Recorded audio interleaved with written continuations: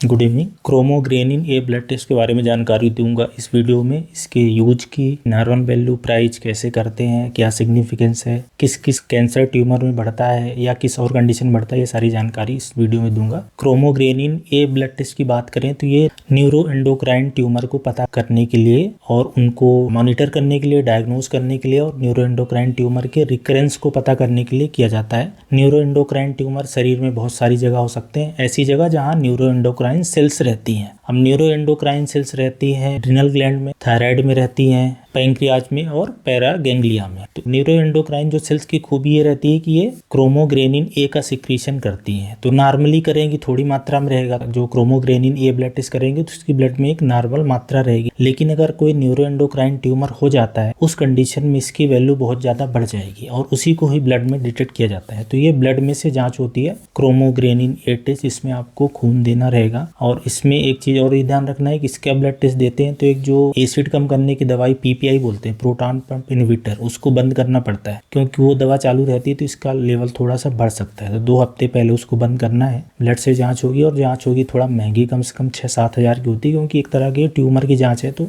Rare जांच ही होगा। जो न्यूरो एंडोक्राइन सेल्स है, जैसा मैंने बोला कि क्रोमोग्रेनिन ए का सिक्रीशन करती है, किस कंडीशन में इसको देखा जाता है जांचने के लिए क्या न्यूरो एंडोक्राइन जो ट्यूमर है उसकी डायग्नोसिस के लिए। डायग्नोसिस में तो हालांकि उतना ज्यादा काम नहीं आता लेकिन सपोर्टिव रोल रहता है डायग्नोसिस में भी, पर इसका ट्रीटमेंट के इफेक्टिवनेस को देखने के लिए और दूसरा कि अगर ऑपरेशन के बाद रिकरेंस देखना, जैसे किसी कैंसर पेशेंट का ऑपरेशन हो गया, अब अगर दोबारा से रिकरेंस होगा, दोबारा से वो कैंसर लौटेगा तो ये क्रोमोग्रेनिन का लेवल बढ़ने लगेगा, ब्लड में जल्दी ही पता चलेगा। ऐसे ही अगर ट्रीटमेंट चल रहा है तो क्रोमोग्रेनिन ए का लेवल धीरे धीरे रिड्यूस होगा अगर ट्रीटमेंट इफेक्टिव है। तो ट्रीटमेंट को मॉनिटर करने के लिए, रिकरेंस देखने के लिए और डायग्नोसिस, ये तीनों में इसका काम आता है। तो कौन सी कंडीशन है जिसमें बढ़ा रहेगा, जैसे अगर किसी का लेवल बढ़ा हुआ है, अच्छा नॉर्मल वैल्यू सबसे पहले बता देता हूँ, तो ब्लड में जो इसकी नॉर्मल मात्रा रहेगी वो लेस देन 100 नैनोग्राम रहेगी। हो सकता है कुछ ब्लड टेस्ट में आपको लेस देन 70 नैनोग्राम मिले, पर लेस देन 100 नैनोग्राम मतलब कि ये नॉर्मल है। 100 से अगर ज्यादा हो जाता है, 200 पहुंच जाता है, 300,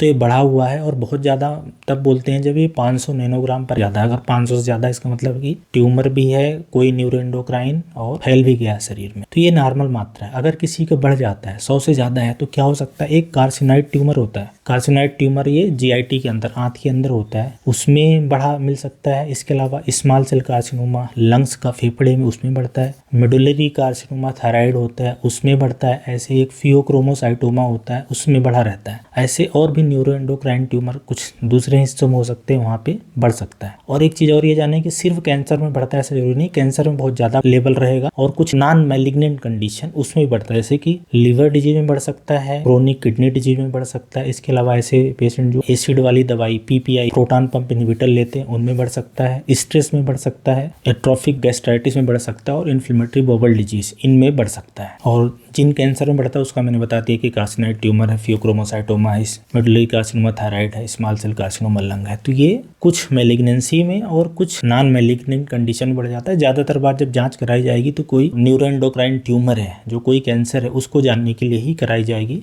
इसलिए ध्यान रखें कि हर बार बढ़ा वैल्यू इसका मतलब कि कैंसर हो गया, ऐसा जरूरी नहीं है। और ये भी ध्यान रखें कि न्यूरो एंडोक्राइन ट्यूमर है, कैंसर है, तो हर बार बढ़ा रहेगा, ये भी जरूरी नहीं है। स्पेशली ये जो सबसे ज्यादा इफेक्टिवनेस देखी गई है कार्सिनॉइड ट्यूमर जानने के लिए। जो कार्सिनॉइड ट्यूमर है तो उसमें क्या होता है, वो नॉन फंक्शनल होता है, वो सीरोटोनिन का लेवल उसमें ब्लड में नहीं बढ़ता, क्रोमोग्रेनिन ए का बढ़ता है। Serotonin normally neuro endocrine tumour में बढ़ना चाहिए, वो भी एक ब्लड का पैरामीटर होता है। कार्सिनॉइड में नहीं बढ़ता लेकिन क्रोमोग्रेनिन ए का बढ़ता है, इसलिए इसके लिए स्पेशली ये रिकमेंड करा जाता है। अगर कोई ब्लड में क्रोमोग्रेनिन ए होता है, उसके बारे में जानना चाहता होगा तो समझ गया होगा कि इस जांच का क्या मतलब होता है, कैसे करते हैं। धन्यवाद।